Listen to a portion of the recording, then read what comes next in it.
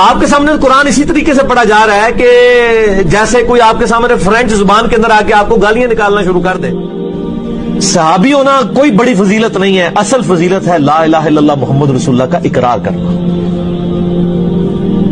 ہم اس سے بڑی فضیلت کسی کو نہیں مانتے. نبی اسلام کی وفات کے بعد جو مرتد ہو وہ نبی کے زمانے میں کیا ہوتا ہے؟ مسلمان نہیں سر، سیادی. ان ڈیفینیشن ہی بھول گئے سیادی تھی، جس نے ایک نظر بھی دیکھ لیا وہ ڈیفینیشن ہی بھول جاؤ گے. جب نبی اسلام نے حضرت علی سے کہا تھا کہ میرا نام مٹا دو صلح حدیبیہ کے موقع پر، تو انہوں نے کہا کہ میں نہیں مٹاؤں گا محمد رسول اللہ. اگر حکم کو ادب پہ فوقیت دی جائے تو انہوں نے غلط کیا. 10 یہودی بھی ایسے نہیں تھے جو آپ پہ ایمان لائے ہو آپ کی مبارک زندگی کے اندر. کیوں؟ ان کے بڑے بڑے جو پادری بیٹھے ہوئے تھے وہ کہتے تھے یہ کل کے چھوکرا آ کے بتائے گا، وہ کہتے تھے یہ کل کے چھوکرا آ کے بتائے گا. اللہ یہ تو محمل جملہ ہے، یہ کمپلیٹ ہی نہیں ہے، یہ تو نام ہے صرف. تو یہ محمل جملہ ہوگا، اس جملے کی کوئی اہمیت ہی نہیں ہوگی. اللہ اللہ اللہ، اس سے کیا مطلب ہے؟ اس کا مطلب یہ ہے اللہ اللہ اللہ. تو یہ محمل جملہ ہوگا، اس جملے کی کوئی اہمیت ہی نہیں ہوگی. جو ہمیں کافر کہہ رہا ہے پھر ہم حق رکھتے ہیں کہ ہم اسے کافر کہیں. اور میں نے کئی دفعہ یہ گولڈن کوٹ اپنا بیان کیا ہے لوگوں کے سامنے کہ اگر قادیانی ہمیں کافر کہنا چھوڑ دیں تو ہم ان کو کافر نہیں کہیں گے.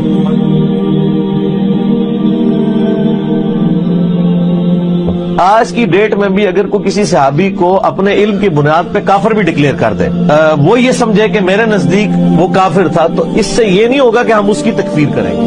معاویہ کا پیٹ پوری زندگی نہیں بھرا، معاویہ کا پیٹ پوری زندگی نہیں بھرا کہ آپ کے ساتھ جو قادیانی ہے، جو نبی علیہ السلام کو آخری نبی مانتے ہیں لیکن ساتھ امتی نبی کلیم کرتے ہیں، کیا یہ یہود و نصارہ سے بدتر ہے؟ یہود و نصارہ تو آپ کے نبی علیہ السلام کو، میرے نبی علیہ السلام کو سرے سے پیغمبر نہیں مانتے بلکہ تو نعوذ باللہ جھوٹا کہتے ہیں. یہ نبی علیہ السلام کو مان رہے، ان کو آپ ان سے بدتر تو نہ کہیں. تو آج کے دور میں جو موبائل سے دیکھ کے پڑھ رہا ہے اس کو صحابہ کرام جو زبانی پڑھتے تھے اس سے زیادہ ثواب ہے. ڈاکٹر ذاکر نائک جو قرآن بھی غلط پڑھتے ہیں، جو ہے وہ اعراب تک غلط پڑھتے ہیں. السلام علیکم. آپ کا ایک ویڈیو ہے جس میں آپ ایک حدیث بیان کر رہے ہیں کہ حضرت عائشہ حضرت علی کے بارے میں الفاظ ہیں کہ اس وقت میں بد نصیب ہوں گا، اور آپ نے الفاظ استعمال کیے کہ ظالم ہوگا. تو آپ بد نصیب استعمال کر لیں. کسی شخص کا بد نصیب ہونا ظالم ہونے سے بڑا ہے. ظالم کے تو چانس ہے توبہ کر لے گا، بد نصیب تو بہت وڈی رہتا ہے، قسمت ہی پھوٹی ہے. تو بد نصیب کہہ لیا کرو، چلو خوش رہو. یہ عربی زبان کو جب اردو میں ٹرانسلیٹ کرتے ہیں نا تو اس کے لیے کئی ایک الفاظ استعمال ہوتے ہیں. اس مفہوم کو ہاں اگر وہاں لکھا ہوتا نا ظالم اور میں کہتا مظلوم، پھر 180 ڈگری ہو. اگر کسی شخص کو کہا جائے ظالم، بالکل درست. راہ حق سے ہٹا ہوا، بالکل درست. ضدی، بالکل درست. یہ سارے الفاظ آپ انٹرچینجبل ہیں. عربی کو اردو میں ٹرانسلیٹ کرتے وقت مفہوم کو دیکھا جاتا ہے، الفاظ کے ایگزیکٹ اس چیز کو نہیں دیکھا جاتا. اگر آپ کہتے ہیں کہ اس حدیث میں یہ تھا کہ حضرت علی نے کہا کہ میں تو بڑا بد نصیب ہوں گا اگر میں آپ کی بیوی سے لڑوں، اور حضور نے فرمایا نہیں، وہ جب لڑے گی تو اس کو گھر تک پہنچانا، یعنی وہ بد نصیب ہوگی، تو سر آپ بد نصیب کہہ لیں. آپ کو زیادہ شوق ہے زیادہ سخت لفظ استعمال کرنے کا تو کریں، بھگتیں پھر. حضرت معاویہ رضی اللہ تعالیٰ عنہ، حضرت عمر بن عاص رضی اللہ تعالیٰ عنہ، حضرت مغیرہ ابن شعبہ رضی اللہ تعالیٰ عنہ سے اختلاف رائے رکھتے ہیں. حضرت علی کے مقابلے پہ انہیں ہم باطل سمجھتے ہیں، اگرچہ ہم انہیں صحابی بھی مانتے ہیں، جنتی بھی مانتے ہیں، رضی اللہ عنہ بھی کہتے ہیں. آپ ماشاءاللہ اتنے بڑے عالم ہیں، سب کچھ جاننے کے باوجود آپ معاویہ کو رضی اللہ عنہ کس دل سے اور سوچ کے تحت کرتے کہتے ہیں؟ دل پہ پتھر رکھ کے کہتے ہیں، ہمیں پتہ ہے. رضی اللہ عنہ بھی کہتے ہیں، دل پہ پتھر رکھ کے کہتے ہیں. میں اگر رضی اللہ عنہ کہتا ہوں تو میں باغی بھی کہتا ہوں. میں حضرت طلحہ، زبیر، سیدہ عائشہ، حضرت معاویہ رضی اللہ عنہ اجمعین وعلیہم السلام اجمعین، ان سب کو حضرت علی کی حکومت کا باغی بھی کہتا ہوں، کیونکہ حضور علیہ السلام نے فرمایا تھا کہ عمار کو ایک باغی جماعت قتل کرے گی، عمار انہیں اللہ اور جنت کی طرف بلائیں گے، وہ جماعت جہنم کی طرف بلائے گی. میں کہتا ہوں رضی اللہ عنہ کہہ کے یہ خاموشی اختیار کر لیتے ہیں.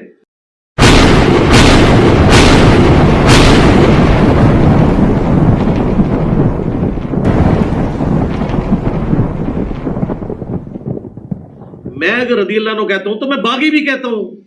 میں حضرت طلحہ، زبیر، سیدہ عائشہ، حضرت معاویہ رضی اللہ عنہ اجمعین وعلیہم السلام اجمعین، ان سب کو حضرت علی کی حکومت کا باغی بھی کہتا ہوں. میں حضرت طلحہ، زبیر، سیدہ عائشہ، حضرت معاویہ رضی اللہ عنہ اجمعین وعلیہم السلام اجمعین، ان سب کو حضرت علی کی حکومت کا باغی بھی کہتا ہوں، کیونکہ حضور علیہ السلام نے فرمایا تھا کہ عمار کو ایک باغی جماعت قتل کرے گی، عمار انہیں اللہ اور جنت کی طرف بلائیں گے، وہ جماعت جہنم کی طرف بلائے گی. मैं कहता हूं रदी अल्लाह अन्हो कह के ये खामोशी इख्तियार कर लेते हैं। अस्सलामुअलैकुम दोस्तों, इंजीनियर मोहम्मद अली मिर्ज़ा एक इस्लामिक स्कॉलर है, लेकिन अक्सर सहाबा इकराम रज़ी अल्लाह तआला अन्हो के मुताल्लिक़ इसके लहजे से बदबू आती ही रहती है। आज की इस वीडियो में हम आपको इंजीनियर मोहम्मद अली मिर्ज़ा के 5 गुस्ताखाना झूठ सुनाएंगे। नंबर 1, इंजीनियर मिर्ज़ा कहता है कि झूठी हदीसें घड़ने के और झूठ बोलने के माहिर थे ताबी, नेकोकार भी रज के थे और झूठे भी रज के सन।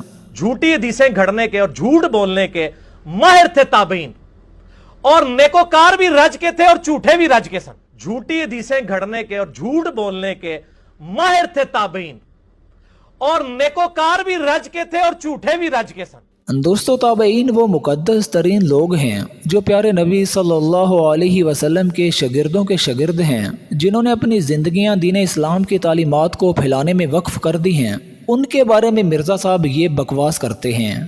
नंबर 2, इंजीनियर मिर्ज़ा फरमा रहे हैं कि जो लोग आज के दौर में कुरान पाक मोबाइल पे देख के पढ़ते हैं, उनको सहाबा इकराम से ज़्यादा सवाब मिलता है जो बिना देखे कुरान पढ़ते थे।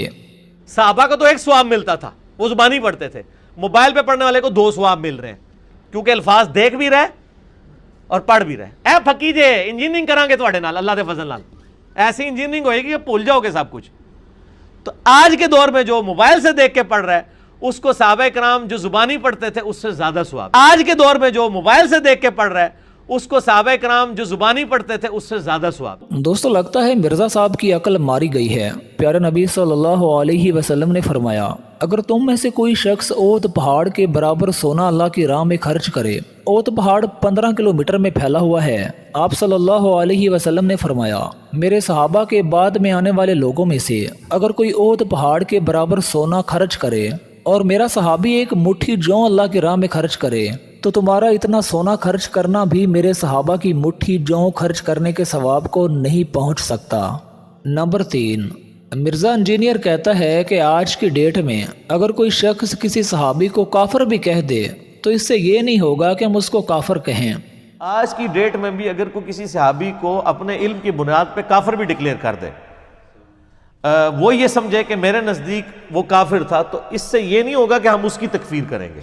अब मिर्ज़ा साहब की ये बात सुने। जो हमें काफिर कह रहा है, फिर हम हक रखते हैं कि हम उसे काफिर कहें। जो हमें काफिर कह रहा है, फिर हम हक रखते हैं कि हम उसे काफिर कहें। और मैंने कई दफ़ा ये गोल्डन कोट अपना बयान किया है लोगों के सामने कि अगर कादियानी हमें काफिर कहना छोड़ दें तो हम उनको काफिर नहीं कहेंगे। यानी जो सहाबा को काफिर कहे वो काफिर नहीं है और उसे हम काफिर कह भी नहीं सकते, लेकिन जो मिर्ज़ा साहब को काफिर कहे वो काफिर है। नंबर 5, इंजीनियर मिर्ज़ा कहता है कि हज़रत उस्मान गनी रज़ी अल्लाह तआला अन्हु को शहीद करने वाले सहाबा इकराम थे। वो जो है वो सुन्नियों के अंदर जो नासबी घुसे हुए हैं, वो कहते नहीं ये तो वो थे बागी थे जो हजरत उस्मान को कत्ल करने आए थे, वो सहाबा इकराम थे। बागी थे जो हजरत उस्मान को कत्ल करने आए थे, वो सहाबा इकराम थे, वो सहाबा इकराम थे। अब मिर्ज़ा साहब से हमारा ये सवाल है, जो खुद को इल्मी और किताबी कहता है, ये हमें किसी एक सही रवायत से साबित करें कि वो कौन से सहाबा थे जिन्होंने हज़रत उस्मान गनी रज़ी अल्लाह तआला अन्हु को शहीद किया था। दोस्तों, ये बहुत बड़ा झूठ है और सहाबा इकराम के खिलाफ बुग़्ज़ है जो इंजीनियर मिर्ज़ा की ज़ुबान से अक्सर निकलता ही रहता है।